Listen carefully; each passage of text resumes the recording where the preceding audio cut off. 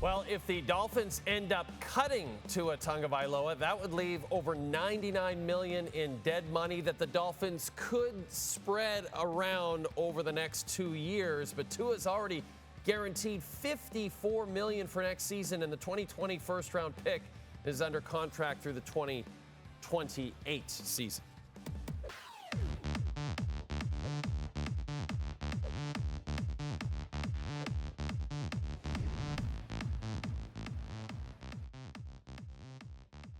Luke, we talked about this very thing on Monday, as you know. And this can't be a surprise to you or really anyone who watches football. Quinn Ewers goes in. But I guess my question for you is, do you think there's any chance in any circumstance that Tua Tagovailoa will be the Miami Dolphins quarterback next season, even with those massive cap implications? I think there's a small chance, Jay. I really do, because you talk about the cap implications. To me, this comes down to Stephen Ross, the owner now. And it gets a little bizarre here, Jay, because then I lived something similar to this where it becomes this like political struggle between the front office, the coaching staff, and the only guy who gets to decide what happens ends up being the owner. And part of what's happening right now, I think, with Coach McDaniel is he's going to sit here and say, well, look what I was able to do with Quinn Ewers. You know, Tua's the problem. He's not going to say that in public, but he's kind of fighting for his job with this rookie here.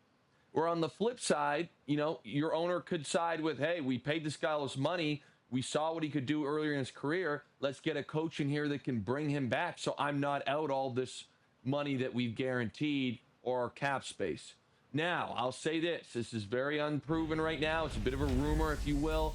But there's a lot of chatter online right now saying there could be a blockbuster deal between the Cardinals and the Dolphins trading Kyler Murray and Tua. Wow. Basically two guys that have failures, and maybe the coaching staffs from each side can get them a fresh start. Again, that is not from any reputable sources, but that is something that I could see happening here, because the reality is, especially the Dolphins, they've won enough games this year. They're not going to have a very high pick unless they love somebody in the draft.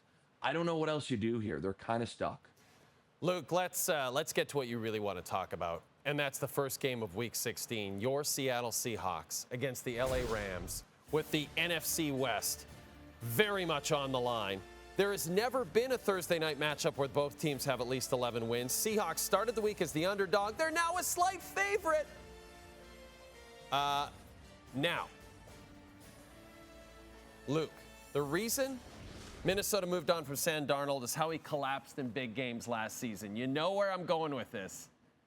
Darnold, Thursday night, how you feeling? Not great. Not great, Jay. You know, I'll say this. I will feel better if they can establish a run game. And whether that's with Walker, whether that's with Charbonnet, a combination of the two of them. To me right now, when they don't have that run game, it's been very inconsistent at times this year. It makes them one-dimensional. And then you go to their pass game, and if it's not JSN, who is it? You know, we talked Monday, I believe, after the game. I mentioned Rashid Shaheed. He's kind of come along the last couple of weeks. If he could be a solid number two, that'd be big. So I don't point the finger all at Sam, but on a short week for a guy who has experience, but not, you know, in comparison to Matthew Stafford, if you don't give him a run game, it's just going to be tough sledding. It's going to be very, very tough sledding. So I don't love that for Sam. You know, obviously Matthew, I would give the nod to at that position. So to me, if the Seahawks want to win this game, it falls on their defense. They have to come out here and show up and shut down an explosive and an efficient LA Rams offense. And an offense that, Luke, still could potentially have Devontae Adams. He has not been ruled out for Thursday night's game as of yet. Still could be. We'll monitor that situation. You mentioned Matthew Stafford. Obviously has a great chance to bolster his MVP campaign on Thursday night against Seattle. But you saw what Josh Allen did last weekend against the Patriots.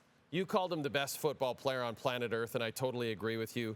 What would Josh Allen need to do over the next 3 games, Luke, to overtake Matthew Stafford and win another MVP? Josh, I think, needs to win out. I'll say that for number one, and continue to kind of play how he's played the last few weeks. to be honest, Jay, and this gets very, we can get bogged down in the minutia all you want, but I think for him to get the MVP nod, he's also going to need certain people to mess up. One of them being Matthew Stafford. You're going to need Matthew to lose on Thursday so that they eventually lose the 1 seed / the division. I think that will help his case. Another guy you probably need to lose is Drake May. Just in the sense, and the best shot would be this week against Baltimore. Even though you still might lose the tiebreaker to them, now you could kind of use that argument of, hey, they had the same record, et cetera, et cetera. I just find it hard to believe that the voters will give him the nod over two guys that won their division, and one of which, Matthew Stafford, potentially, again, depending on how Thursday goes, is a 1 seed, the quarterback of a 1 seed, and the way he's kind of had a massive year with Puka and somewhat resurrected Davante Adams. Those narratives matter. Whether they should or not, we can argue all day. So to me, I think he needs to win out, but he also needs Matthew to lose and Drake May to lose. Luke, Patrick Mahomes had surgery on that torn ACL Wednesday. The timeline for his recovery looks to be around 9 months. So that would put him ready to go around the start of next season, potentially recovered from that torn ACL. Now, I want to play a clip from the Kelce Brothers podcast, which came out on Wednesday. Travis Kelce had this to say. Take a listen. Hopefully the Chiefs can get him back as soon as possible. I know right now it's kind of right around that week 1 or the beginning of the season next year. So I know he's going to be doing everything he can to get back out on that field for the Chiefs as soon as possible. Now, of course, we're always reading between the lines, Luke, because we're a society that does that. So the fact that Travis Kelce was saying hopefully he can get back to the Chiefs as soon as possible and not get back to us as soon as possible is making people think and speculate that perhaps Travis Kelce is about to retire. Do you believe that Travis Kelce is about to retire? I don't think, he's about to right off the bat. I'll say that for sure. I'm sure there'll be some deep, pensive thoughts after this season. But I'll say this, Jay, I can't even fathom being, the age Travis Kelce is. We were drafted in the same class. Once you get to, let's call it year 6, year 7, for almost every NFL player, especially when you're on a team that has had a year like they've had, a lot of drama, not making the playoffs, very frustrating. This is the time of year where you can't wait to be done. I go back to my time in Detroit. It was extremely miserable. When you're eliminated from the playoffs, you're a bit of an older guy. And again, I think that was year 6 for me. So it was a lot earlier than what Travis is at. Just kind of natural feelings. And once the season ends, he'll take a couple weeks off. I'm sure he'll call Patrick Mahomes, talk to the front office of the Chiefs. To me, I'd be somewhat surprised if he retires. That's my own personal opinion.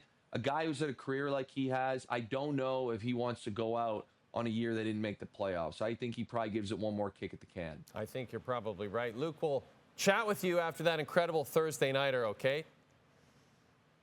Can't wait. Can't wait.